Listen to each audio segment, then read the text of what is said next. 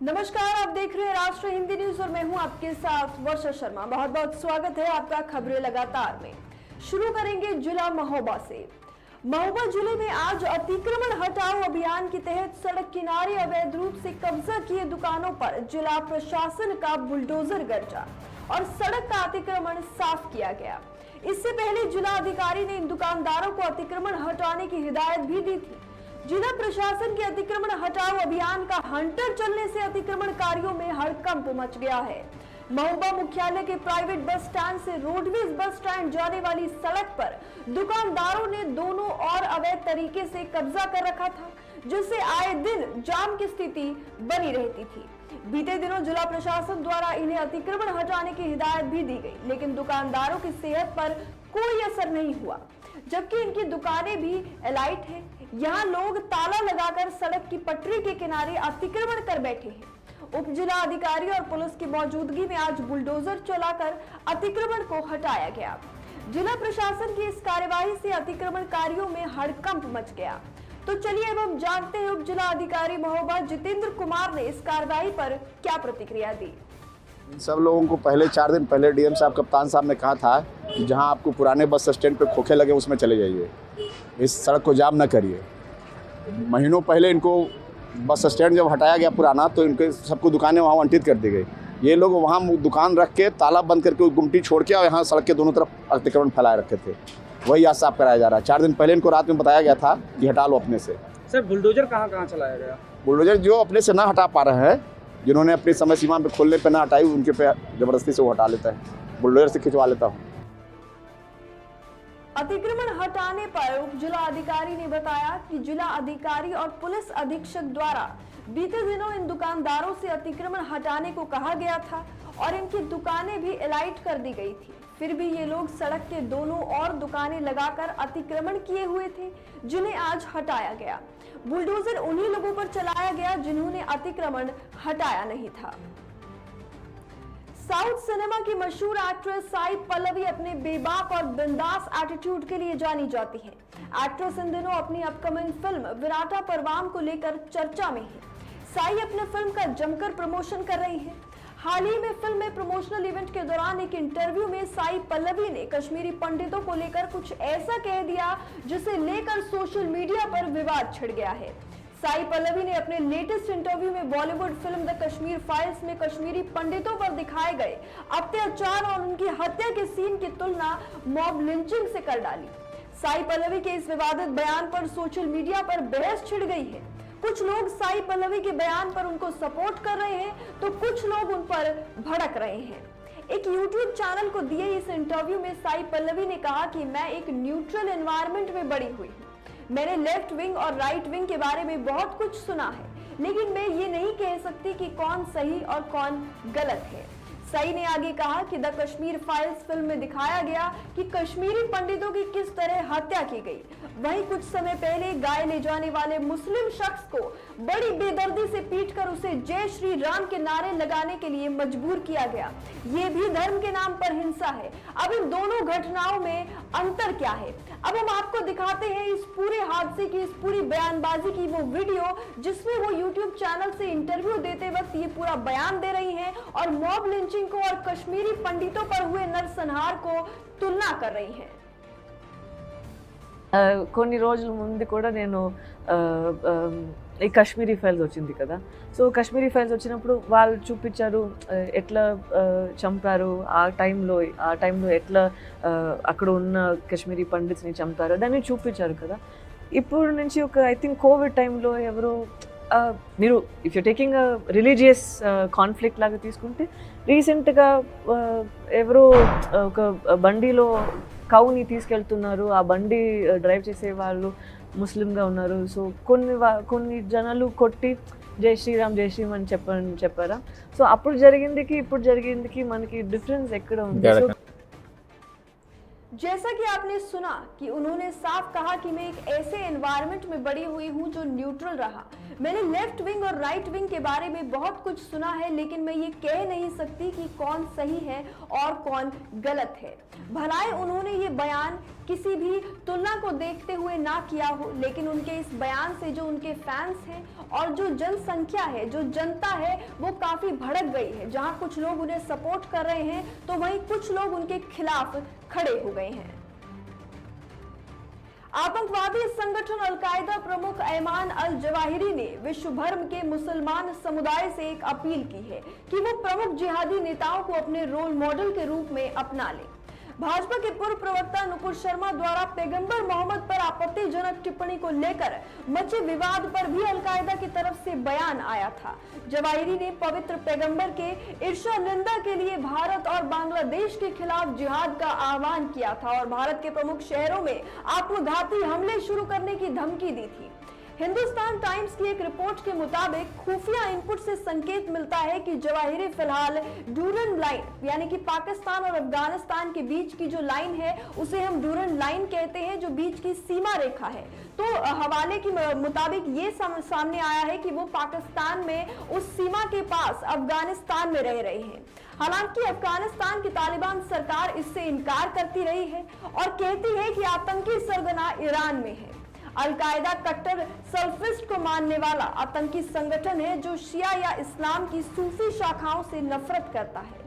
Zawahiri ने हालिया में सुन्नी जिहादियों का अनुसरण करने का आह्वान किया, जो न केवल इस्लाम में कट्टरपंथ को भड़काने वाला है बल्कि दुनिया में आतंक के खतरे को भी गुना बढ़ाता है। चारा घोटाला मामले में जमानत मिलने के बाद दिल्ली से पटना लौटने पर राजद अध्यक्ष लालू प्रसाद यादव लगातार अपने पुराने कई मामलों में कोर्ट में पेश हो रहे हैं। इसी क्रम में बुधवार की सुबह करीब 8 बजे लालू प्रसाद यादव 2015 में दिए गए एक भड़काऊ भाषण के आरोप में हाजीपुर कोर्ट में पेश हुए। एमपी एमएलए कोर्ट में लगातार 20 मिनट की पेशी के बाद अपनी गवाही देकर लालू कोर्ट से पटना वापस पहुंचे और कोर्ट में हुई सुनवाई के बारे में उन्होंने जानकारी दी। लालू यादव के वकील श्याम बाबू राय ने बताया कि इस मामले में धारा 313 के तहत राजद अध्यक्ष ने अपनी गवाही दी। लालू प्रसाद यादव ने कोर्ट में कहा कि इस मामले में वो पूरी तरह निर्दोष हैं, सिर्फ राजनीतिक साजिश के तहत उन पर यह मुकदमा कराया गया। इस मामले में मेरी ऐसी कोई बात नहीं है कि जिसे भड़काऊ माना जाए। लालू ने वकील जो लालू के वकील हैं श्याम बाबू राय, उन्होंने बताया कि दूसरे पक्ष की गवाही पहले ही हो चुकी है और अब डिफेंस की तरफ से गवाही शुरू हुई है, जिसमें लालू आज खुद पहुंचकर अपनी गवाही दे चुके हैं और अब देखना होगा कि अगली सुनवाई में लालू प्रसाद के इस बयान पर कोर्ट क्या फैसला लेता है।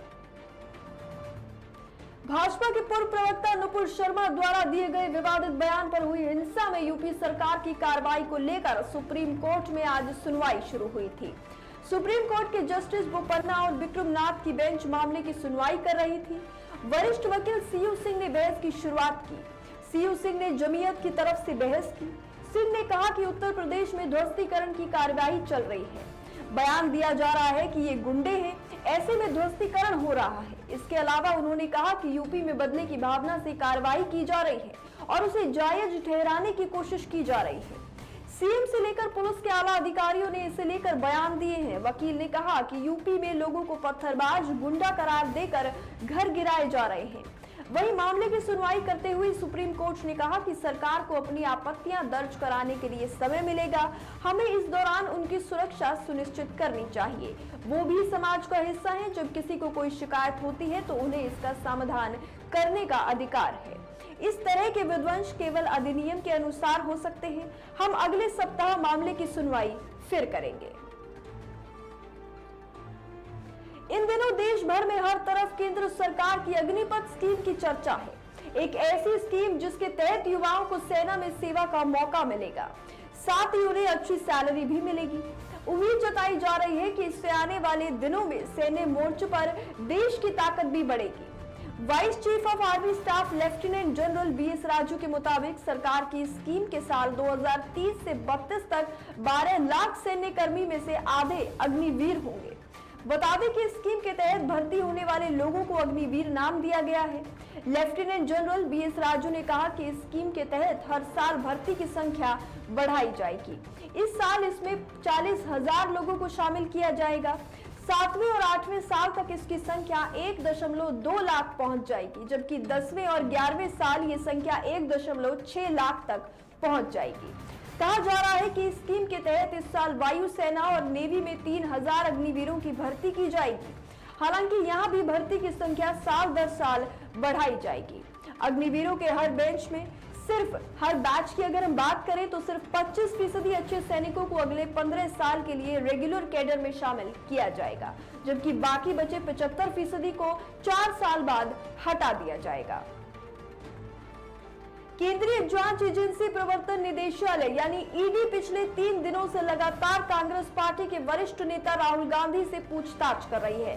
राहुल गांधी से कई घंटों की पूछताछ में जांच अधिकारी कई सवालों का जवाब मांग चुके हैं।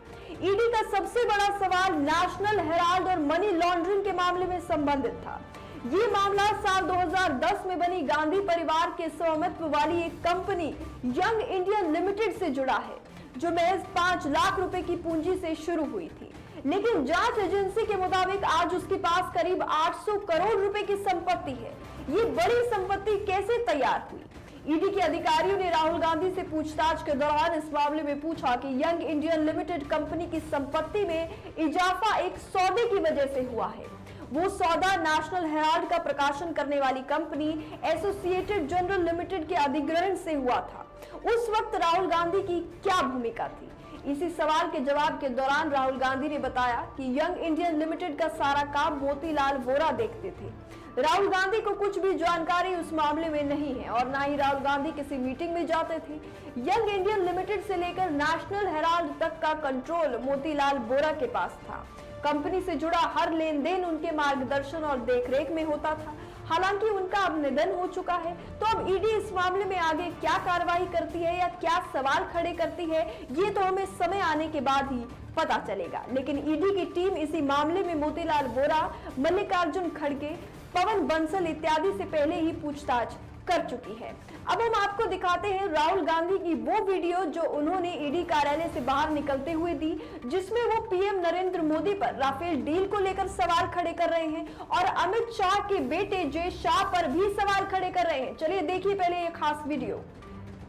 ये आप मोदी जी से राफेल डील जो है इसके बारे में सवाल क्यों नहीं पूछ रहे? और ये जो अमित शाह जी के पुत्र हैं, इनके बारे में आप सवाल क्यों नहीं पूछ रहे? ये क्या हो रहा है? आप मुझसे जो पूछना चाहो मैं पूछते हो, मैं खुशी से जवाब देता हूँ, मगर प्रधानमंत्री जी जिन्होंने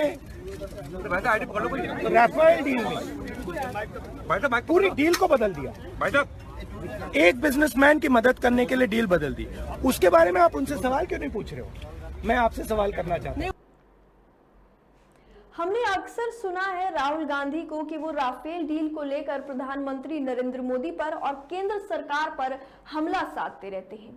वो राफेल डील को लेकर कई ऐसे आरोप भी लगाते हैं जो काफी संगीन और अपने आप में पेचीदा हैं। लेकिन अब वो अपने ईडी कार्यालय से बाहर यानी कि पूछताछ से जैसे ही वो बाहर आते हैं, वो फिर प्रधानमंत्री नरेंद्र मोदी पर निशाना साधते हैं और उन पर आरोप लगाते हैं कि उन्होंने राफेल डील को पूरी तरह से बदल दिया था और इसका कारण है कि वो एक बिजनेसमैन की मदद करना चाहते थे। इसी क्रम में जांच एजेंसी द्वारा इसी साल अप्रैल महीने जब पूछताछ की गई थी, तो पूछताछ के दौरान कई इनपुट्स मिले थे, जिसके बाद तफ्तीश का दायरा बढ़ते हुए राहुल गांधी और सोनिया गांधी तक पहुंच गया था। 2 साल पहले मोतीलाल वोरा और कंपनी के प्रमुख शेयर होल्डर्स में एक ऑस्कर फर्नांडिस के निधन के बाद अब एक और बड़ा सवाल उठता है कि क्या उन दोनों के निधन के बाद जांच में राहुल गांधी को फायदा हो सकता था, क्योंकि वो दोनों इस मामले से सबसे बड़े राजदार थे। इस मामले की अगर हम बात करें तो वो सबसे बड़े राजदार थे। तो राहुल गांधी को ये चीज जरूर समझनी होगी कि अपनी पूछताछ के दौरान वो केंद्र सरकार और प्रधानमंत्री नरेंद्र मोदी पर जो निशाना साध रहे हैं, उनकी राफेल डील पर जो सवाल उठा रहे हैं, उनका अब कोई तर्क नहीं रह जाता है। उन्हें ज्यादा ध्यान देना चाहिए अपनी पूछताछ पर और ईडी से पूछे गए सवालों पर। चलिए बढ़ते हैं कोविड अपडेट की ओर। तो आज की कोविड अपडेट में कोरोना संक्रमण के नए केस में एक बार फिर से भारी इजाफा हुआ है। बीते 24 घंटे के दौरान 12,123 नए मरीज मिले हैं। एक्टिव केस की संख्या अब 58,225 पहुंच गई है। इससे पहले बुधवार को कोविड-19 के 8,822 नए मामले सामने आए, यानी एक दिन में 3,500 से ज्यादा का उछाल दर्ज किया गया। हिसाब लगाया जाए तो एक दिन में करीब 40% केस बढ़े हैं। आंकड़ों पर नजर डालें तो इससे पहले एक दिन में 10,000 से ज्यादा केस इस साल 26 फरवरी को आए थे, यानी कुल 109 दिनों बाद एक बार फिर से एक दिन में 10,000 से ज्यादा मरीज मिले हैं। डेली पॉजिटिविटी रेट अब 2.35% पर पहुंच गया है, जबकि साप्ताहिक संक्रमण दर 2.35% है। संघ कोविड-19 की मृत्यु दर 1.21% है। बता दें कि देश में 20 नवंबर को संक्रमितों की संख्या 90 लाख के पार चली गई थी।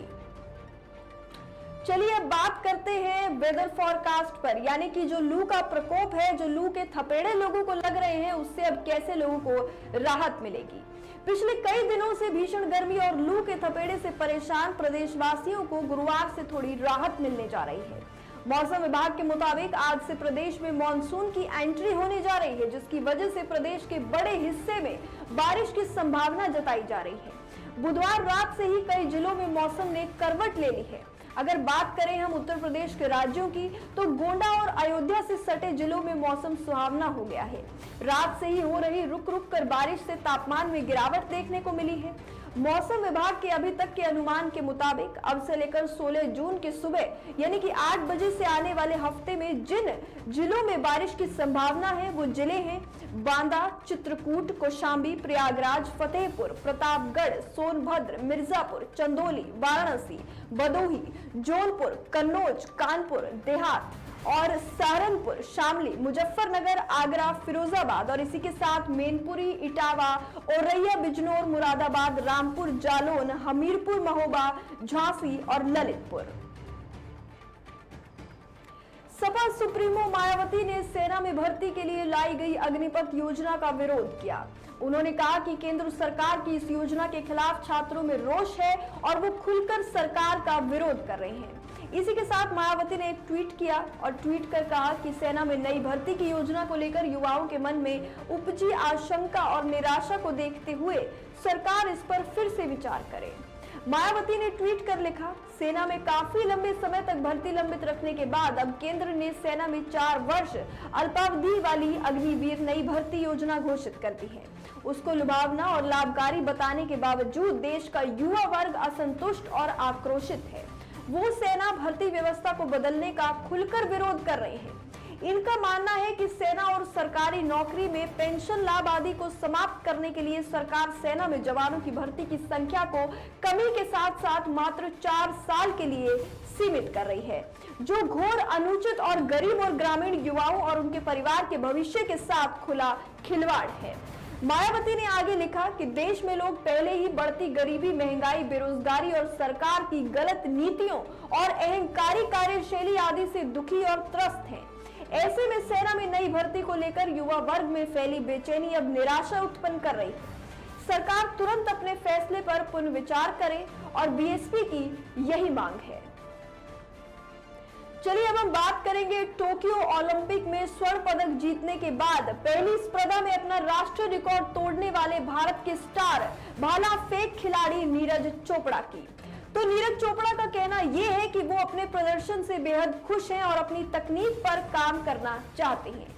टोक्यो ओलंपिक के बाद नीरज ने मंगलवार को फिनलैंड में पावो नुर्मी खेलों में कड़ी प्रतिस्पर्धा के बीच 89.30 मीटर का भाला फेंककर अपना ही राष्ट्रीय रिकॉर्ड तोड़ा और रजत पदक जीता। नीरज चोपड़ा ने कहा, मैं अपने प्रदर्शन से बेहद खुश हूँ। ये स्तर मेरा पहले टूर्नामेंट था और ये स्तर की अच्छी शुरुआत की खुशी है। इससे मेरा आत्मविश्वास बढ़ा है। मैं अपनी तकनीक, थ्रो और कुल प्रदर्शन पर काम करना चाहता हूं। आने वाले टूर्नामेंट्स में अच्छे प्रदर्शन पर नजरें होंगी। इससे पहले उनका राष्ट्रीय रिकॉर्ड 88.07 मीटर का था, जो पिछले साल पटियाला में बनाया गया था। उन्होंने 7 अगस्त 2021 को टोक्यो में 87.58 मीटर का थ्रो के साथ स्वर्ण पदक जीता था। अगली खबर सामने आई है जोधपुर से। राजस्थानी लोक साहित्य में पाबूजी को लक्ष्मण का अवतार माना जाता है। मेहर जाति के मुसलमान इन्हें पीर मानकर इनकी पूजा भी करते हैं। इन्हें ऊंटों का देवता भी कहा जाता है। ऐसा कहा जाता है कि मारवाड़ में ऊंट लाने का श्रेय इन्हीं को जाता है। ऊंट के बीमार होने पर इनकी पूजा तक की जाती है। साथ ही ये समाज सेवक भी थे और नैन्सी री ख्याता से पता चलता है कि मल्लेच समझी जाने वाली योरियाती के 7 भाइयों को इन्होंने न केवल आश्रय दिया बल्कि उनके समाज में उन्हें सम्मानजनक स्थान दिलाने का प्रयास भी किया। राजस्थान के जोधपुर जिले के फलोदी उपखंड स्थित श्री पाबूजी राठौड़ मुख्य मंदिर कोलमुंड में राज्य सरकार द्वारा बने पैनोरमा में लोक देवता पाबूजी राठौड़ को हरदम साथ देने वाली शूरवीर श्री हरमल जी राइका के इतिहास को नहीं दर्शाने से वो आहत है। देवासी राइका समाज के लाखों युवकों ने राजस्थान भर में उपखंड अधिकारियों को मुख्यमंत्री के नाम ज्ञापन सौंपे हैं। युवाओं की मांगे ये हैं कि वो हरमल जी की मूर्ति पैनोरमा में और मंदिर परिसर स्थित केसर कालवी पर विराजित पाबूजी की मूर्ति के पास एक ऊंट पर विराजित श्री हरमल जी की मूर्ति की स्थापना करवाई जाए। गौरतलब है कि राजस्थान के पूरे प्रदेश भर से गुस्साए देवासी युवक राज्य सरकार से अपील कर रहे हैं और अभी भी ज्ञापनों का दौर जो है वो जारी है। यूपी सहित समूचे देश में पत्थरबाजी की बढ़ती घटनाओं से आहत हिंदू समाज अब आर पार की लड़ाई को तैयार हो रहा है। बजरंग दल के देशव्यापी आंदोलन के साथ विश्व हिंदू परिषद सहित तमाम हिंदू संगठनों ने एकजुट होकर सड़कों पर निकल जोरदार प्रदर्शन किया। सड़कों पर जय श्री राम के उद्घोष कर राष्ट्रपति को संबोधित ज्ञापन अपर जिला अधिकारी को सौंपा और घटनाओं पर अंकुश लगाने की मांग की। मां भारती के सम्मान में बजरंग दल मैदान में पत्थरबाज होश में आओ के नारे को लेकर हिंदू समाज के सैकड़ों लोग सड़कों पर प्रदर्शन करते नजर आए। तो अब हम जानेंगे अवधेश शर्मा से, जो कि सह संयोजक है बजरंग दल से, उनका इस मामले को लेकर, इस पूरे प्रदर्शन को लेकर क्या कुछ कहना है। विगत 15 दिनों से पिछले शुक्रवार को और उसके पिछले शुक्रवार को ये जिहादी और कट्टरपंथी तत्वों द्वारा देश का माहौल बिगाड़ने का सतत प्रयास किया जा रहा है। विषय बहुत गंभीर नहीं है जिसका वो लोग एक बहाना लिए हुए हैं। उनका सीधे उद्देश्य इस देश की संप्रभुता और अखंडता को खत्म करना है, जिसके विरोध में आज बजरंग दल द्वारा पूरे देश में धरना प्रदर्शन और ज्ञापन का कार्य किया गया है, ज्ञापन देने का कार्य किया गया है। हम लोगों ने ज्ञापन जिलाधिकारी अपर जिलाधिकारी महोदय को ज्ञापन दे करके महामहिम राष्ट्रपति को संबोधित ज्ञापन है, उसमें ऐसे कट्टरपंथियों और अराजक तत्वों के विरोध में कड़ी से कड़ी कार्रवाई की मांग की है। उन्होंने कहा कि नुपुर शर्मा के साथ लगातार नाइंसाफी की जा रही है। मुस्लिम समाज के लोग जुम्मे के बाद उत्तर प्रदेश के कई महानगरों में पत्थरबाजी घटनाओं को लेकर हिंदू को निशाना बना रहे हैं। चलिए अब हम जानते हैं अपर जिला अधिकारी RS वर्मा का इस प्रदर्शन को लेकर क्या कहना है। आज विश्व हिंदू परिषद और बजरंग दल के युवा शाखा जो है उसने जो घटनाएं आजकल चल रही हैं उसके संदर्भ में ज्ञापन दिया है। माननीय महामहिम राष्ट्रपति महोदय को संबोधित है इसको हम लोग महामहिम के पास पहुंचाएंगे। फिलहाल के लिए इतना ही। कल फिर मिलेंगे खबरें लगातार में, जब के लिए जय हिंद।